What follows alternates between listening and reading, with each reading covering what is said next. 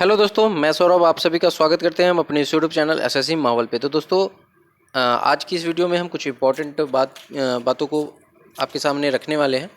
तो जैसा कि आप सभी को पता है कि हमारा जो एसएससी एमटीएस हवलदार का रिजल्ट है वो 2 सितंबर को रिलीज हो गया था, ठीक है। तो जैसे ही ये आपका रिजल्ट आया उसके बाद बहुत सारे बच्चों के हमारे वीडियोज़ पे कमेंट आए कि सर मेरा हवलदार में तो रिजल्ट आ गया है, ठीक है, पेट के लिए, बट मैं हवलदार लेना नहीं चाहता हूँ, मुझे एमटीएस चाहिए। और अगर हवलदार की जो फिजिकल है उसको मैं स्किप कर दूँ तो क्या मुझे एमटीएस मिलेगा या नहीं मिलेगा। तो इन तरह की सारी डाउट्स हैं उनके मन में। तो मैं सोचा कि आपको एक वीडियो के माध्यम से आपको ये सारी डाउट्स क्लियर करने की कोशिश करूँ। तो वीडियो बहुत ही इंफॉर्मेटिव होगी, तो वीडियो को पूरा वॉच कीजिएगा और वीडियो को लाइक और शेयर जरूर कीजिएगा, ठीक है।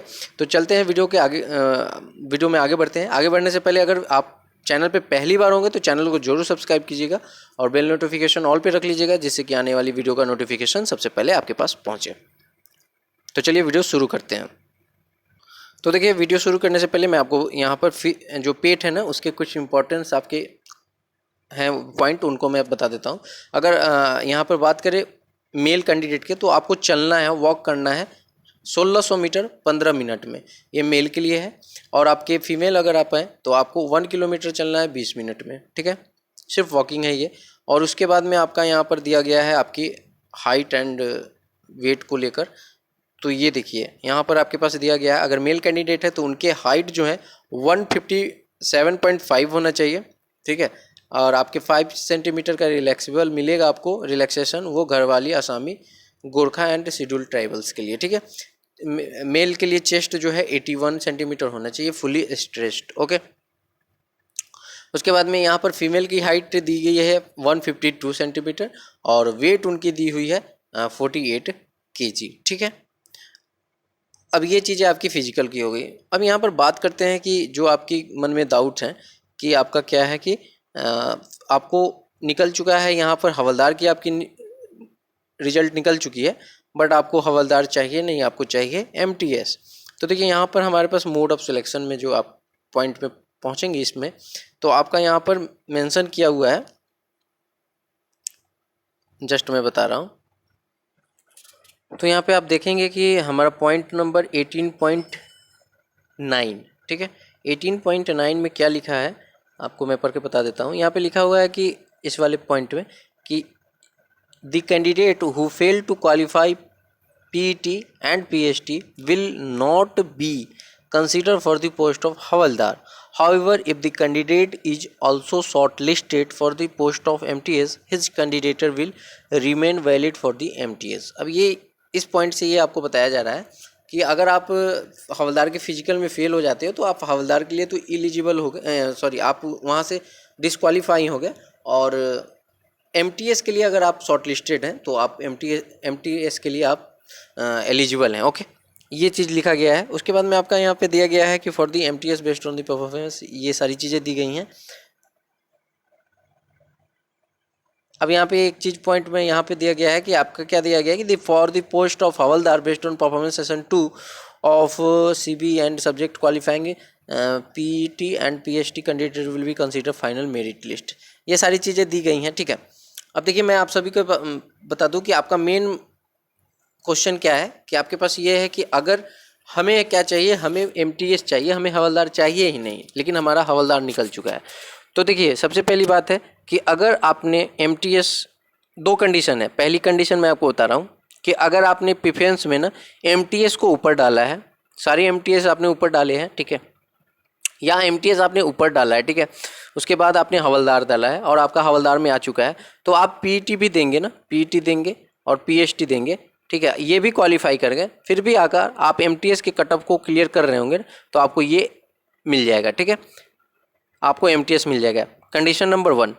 उसके बाद में अगर आपके पास दूसरी कंडीशन क्या आ गई, कंडीशन नंबर 2 आपके पास आ गई कि आपने क्या किया है कि आपने हवलदार का पहले डाल दिया है, ठीक है, हवलदार सबसे पहले प्रेफरेंस में डाला है और आपका हवलदार में आ गया है। उसके बाद आपने MTS में डाला है और आपको हवलदार नहीं चाहिए, आपको MTS चाहिए, तब आपको क्या करना पड़ेगा ना, PET आपको स्किप करना पड़ेगा। क्यों? क्योंकि अगर PET में आप सिलेक्ट हो गए और वहाँ पे क्वालिफाई कर गए तो आपको हवलदार मिल जाएगा, क्योंकि आपकी प्रेफरेंस हवलदार थी, ठीक है, तो आपको एमटीएस नहीं मिल पाएगा।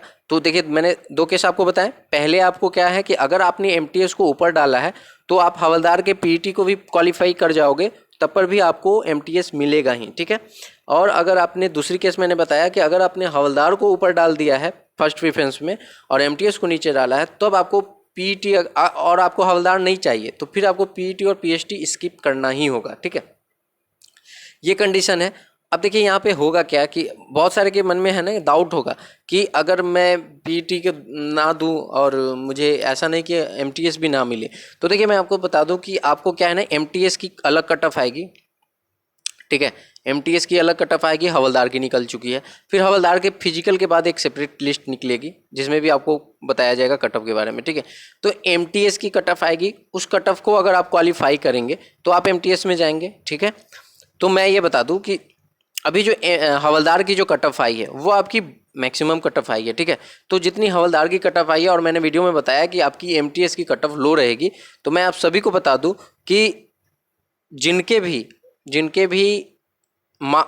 भी हवलदार में रिजल्ट निकले हैं, जो भी बच्चे हैं उनके तो नंबर बहुत ज़्यादा हैं, उनके एमटीएस में एनी हाउ होना ही होना है। लेकिन अगर आपने, मैं आपको बता दूं कि अगर आपने एमटीएस को पहले डाला है तो आप पेट दीजिए।